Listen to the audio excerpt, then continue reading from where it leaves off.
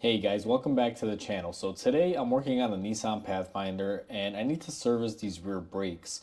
Now I'm going to be doing a rear brake clean and adjust on this, and more than likely I'll probably have to replace these drums. But I'm trying to remove these drums off the truck and it's just not coming off. They're very stubborn, they're stuck on there. So I figured I'd take a second and make a quick tip video and show you guys how to get these stubborn drums off of a car. Before we begin to remove the drum on the truck, guys, I wanted to show you on this drum. Now, this is the passenger side one. I already went ahead and I got this one off a little bit earlier, and I use the same exact methods as I'm about to show you on the driver's side. Now, if you look at this thing, it has a lot of rust buildup on it. That's not really that horrible. That kind of happens on these. They will rust, especially here in the Salt Belt states. Kind of common, nothing really to frown upon. The thing that's going on with this, if you kind of look at it, it's starting to chip away. It's starting to have chunks of rust that are just kind of dissipating on it. And then you'll also kind of flip it here and you'll see it's missing some pieces. It's basically rotted out and broken, and here as well. Now, this one I can assure you happened from me removing it. I went to hit it on the side and tap it. It just kind of started falling apart. But overall, you can see this thing is very rotted. It's in pretty horrible shape. Give you guys a little bit of a better picture. You can kind of see it here. You can see this side is missing, and then, a bunch of the edges are gone. Now we have this flipped around, guys, and I kind of want to show you a few things here. I'll do kind of like an aerial view. You can see that we have the metal missing on the sides, and it's pretty rotted up. And on top of that, if you kind of look deep in here, you see all that rust in there. Now, this is a channel, and this is where the backing plate would normally sit. If you got a lot of rust buildup here, if any rust will hit that backing plate as this is turning, it'll basically make noise. And then you'll hear it, and you'll usually take it in and get them replaced. Now, one thing that I do want to point out here to you guys as well, you're probably wondering, why don't these like to come off easy? And it's quite simple. Let me get a little bit of light in here. Hopefully I can demonstrate this a little bit better. So inside here, this is where the shoe resides. When you hit the brakes, the shoe pops out and basically puts friction on here and slows you down. When you're trying to take these off, you're trying to pull it off. So the way it would work, if I'm a shoe here, let's say my finger is the shoe, you got to pull it off this way. Now the shoe, as you can see, is a lot wider than my finger. And back here, and I don't know how well you'll see it, it's a rust ridge. It's actually a lot higher than this area. And you have to remember, when these things wear out, the shoes dig into the rotor and they make kind of a little nest here, and they kind of dip downward, and then this lip here is more raised, and it'll eventually rust, and that raises the lip even more. And when you go to remove them, you can't get the shoe past that rust spot, and that's what basically holds them on. Sometimes if you rip them off too fast, you'll wind up ripping the shoes and springs and everything off of these, and that's not a good thing. You'll have to wind up redoing it. Now, this particular truck that we're working on, the brake shoes have been replaced not too long ago. They're actually in really good shape. It's just the drums that have an issue. So what I'm going to do is go in there. I'm going to clean them up. I'm going to take some sandpaper and resurface my shoes, and then we're going to be putting on the new drums.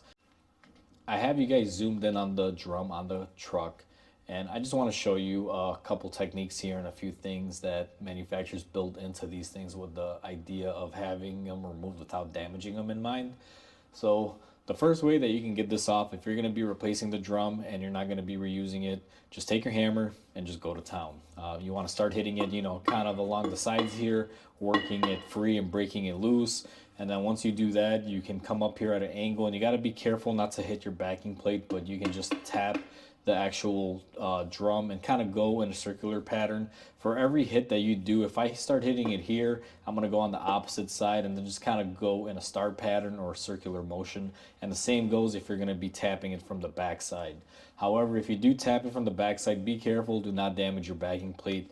That's just one method, and you got to be very careful.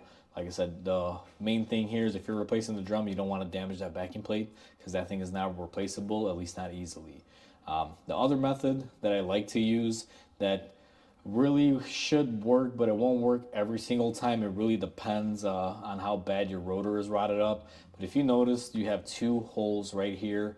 Now, these are machine threaded holes, guys, and the manufacturer puts these here to be able to kind of press off the drum. Now, you're supposed to use some bolts like this. These are a size M8 by 125. Any bolt works with that sizing. You don't necessarily need this exact one. I don't even know where I got these from. I've had these for a couple years now, and you do wind up replacing them because they will strip out every now and then. But I've had these for a couple years because I don't really do drums that often.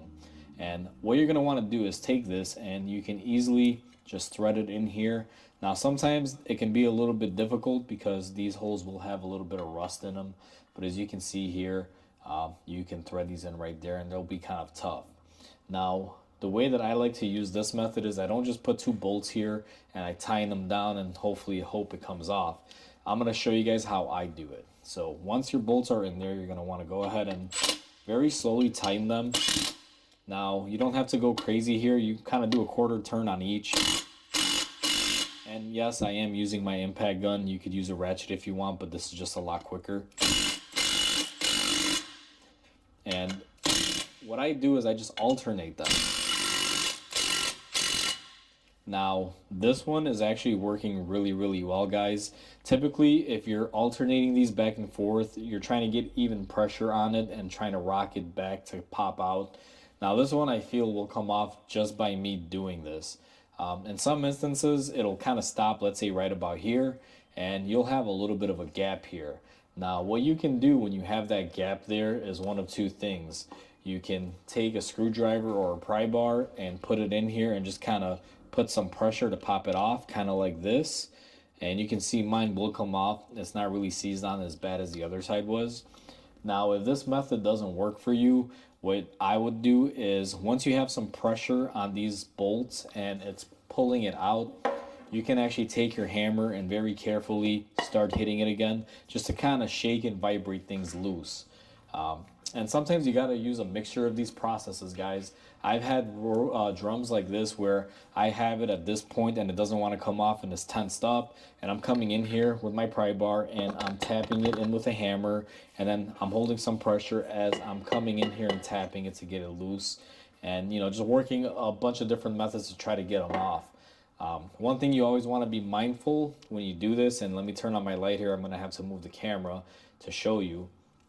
As you guys are doing this, if you come up around the actual drum, you will want to be very, very careful and pay attention to make sure that your shoe is not going out with the rotor. Now, in this one, it's very difficult to tell still because they don't give you a lot of room. But let me tighten up my bolts here because I know this will come off. And you guys can kind of see there's a separation where you can see the shoe is staying in place. It's not stuck inside my drum. So this one should technically come off fairly simply. Now I'll bring you guys back around and, you know, show you when I do that in a second. But one other thing while you're back there that I want to show you is when you're tapping this this drum off, you want to tap the actual drum, not the backing plate. This is okay to hit if you're replacing. This is not. You have to reuse this. This doesn't go anywhere. It's a part of the car. So make sure you do not hit that backing plate, guys. Now let's go back up towards the front because I am probably going to be removing this here live on camera so you guys can kind of get an idea. Now, I already went and my bolts are as deep as they can go. Now, my bolts are not threaded all the way up, guys. They were only threaded halfway, and that's perfectly fine because what I'm going to choose to do at this stage is come back here and tap it. Now, sorry, it's going to be a little loud, but I'm going to remove this with you guys here. As I'm tapping it, I already looked on my rear end side and my brake drum is not attached to my shoe, and I'm coming around to the other side and I just want to make sure it's all not sticking together and it's separated, which in this case, that last hit that you guys just saw me do basically separated it. Now I'm going to come in here and just kind of walk it out, and usually you got to go into different angles and you'll be able to get it off. Now you guys can clearly see our bolts are pushing through, and when you're running those bolts through, the areas that make contact are right here and right here. You guys can kind of see that there is a little bit of a mark there. You can see those little holes or those little areas where our screw basically cleaned up the surface. Now that we went ahead and we got our drum off, just to kind of show you guys, there will be a lot of dirt and debris here rolling around, as you guys can see. That's the stuff that'll normally make noise. Since these are basically sealed units, there's nowhere for that dust to go when it's building up over a few years. And it generally will collect on the bottom and it'll kind of go around. You guys can see we have some of it up here, and you know, it just kind of gets all over the place. I hope you guys enjoyed this video. Hopefully this will help you out if you guys are planning on doing this or just want to know how these things come off. Now these are more of a relic from the past. You don't really see a lot of drum setups a lot anymore. A couple low end cars, you know, will still have them. The things that I could think of at the top of my head are like Nissan Sentras. I have seen a few of those still have a drum setup in the back just because it's cheap, and you know those cars are mass produced sometimes, and the bottom end ones are pretty basic and they still offer this. But most of these have pretty much gone away, like the dinosaurs, guys. It's just the old technology. It was used, you know, up until the middle 2000s heavily, and then it kind of started disappearing now, you know, a few here and there. So hopefully this helps you guys out. Please comment, like, and subscribe. It'll definitely help my channel grow. And I hope you guys have a wonderful day. I will catch you guys on the next repair.